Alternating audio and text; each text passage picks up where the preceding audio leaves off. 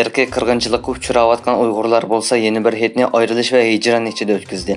Sharq Turkistonda Uyg'urlar Xitoy zulmi ostida hayit xoshalligidan mahrum bo'lgan bo'lsa, muhojiratlik Uyg'urlar bu hayitni uzun yillardan buyon ko'rishalmagan urug' tuqqanlarning hijronida hayit o'tkazishga majbur bo'ldi. Yana bir tarafdan dunyoning har qaysi joylarida yashayotgan Uyg'ur muhojirlari muborak hayit kunlarini urug' tuqqanlar bilan aloqa qila olmaslikdek ig'ir azobini to'plashib hayit namozi o'qish, o'zaro hayitlashish orqali unutishga tirishdi. İstanbul'un Zeytinburnu ve Safaköy rayonlarında yaşayotgan Uyg'urlar Qurban hayit mezgilida vatandan ayrilish, tuqqanlar bilan aloqa yoki salom sat qila olmaslikdek azobini bir yerga jam bo'lish orqali yengiltishga tirishdi. Undan boshqa Gollandiyada yashayotgan Uyg'urlarmi madaniyat markazida Qurban hayit namozini jamoatlashib o'qib, Uyg'urcha xutba angladi. Namozdan chiqib o'zaro salomlashib, muңdashib, qalbidagi vatanidan va tuqqanlardan ayrilish azobini yengillatdi.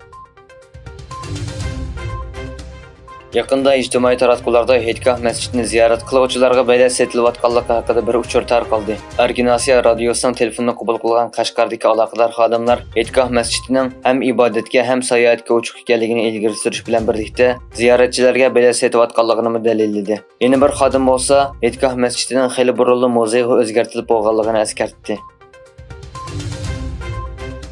28 iyun günü Angliya parlamentidagi qirg'inchilikning oldini olish parlamentlar birligi, Xalqaro advokatlar jamiyati va Xalqaro parlamentlar birlashmasining Angliya guruhi birlikda Angliya parlamentida Uyg'ur va boshqa turkiy osonliklarga qaratilgan irqiy qirg'inchilik temasida maxsus muhokama yig'ini o'tkazgan. Mazkur muhokama yig'iniga Angliya parlament a'zosi Kirsav, Dunyo Uyg'ur qurultiyi London ishxonasining mudiri Rahima Mahmud xonim, BBC xabar agentligida 30 necha yil xizmat qilgan David Kampanali va umrlik qamoq jazosiga hukm vicdan mahbusi İlham To'xtining qizi Javhar İlham qatorliqlar taklif bilan qatnashgan.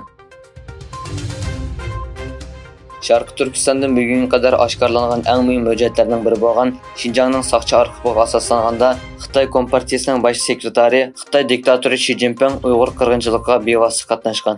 Kommunizm qurbonlari xotira fondi jamiyatining BBC va bugungi Amerika qatorliq axborot organlari bilan hamkorlashib nashr qilgan Xinjiang soqchi arxivi tutqunlarning rasmlari, hukumat hujjatlari, Xitoy boshliqlarining nutqlari va elektronlik jadvallar orqali Uyg'ur qirg'inchiligi haqida hayron qolarlik tafsilotlarni oshkorlagan. Buningda Xitoy Kompartiyasining ishg'ol ostidagi Sharq Turkistonda Uyg'urlarning kimlik va madaniyat izlarini yo'qotish urinishlari tafsiliy fosh qilingan.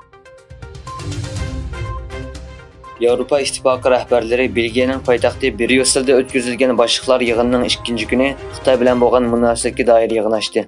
Yevropa İttifaqı rahbarlari Xitoy bilan bo'lgan kishilik huquq dialogining qayta boshlanishi kerakligini o'tirib qo'yib, majburiy emgak, kishilik huquqni qo'g'dovchilar va osonlik millatlarga qaratilgan muomala, Tibet va Sharq Turkiston vaziyati, shundaqla Xitoyning Hong Kongga borgan va'dasining amalga oshishiga bo'lgan andishasini qayta ta'kidladi.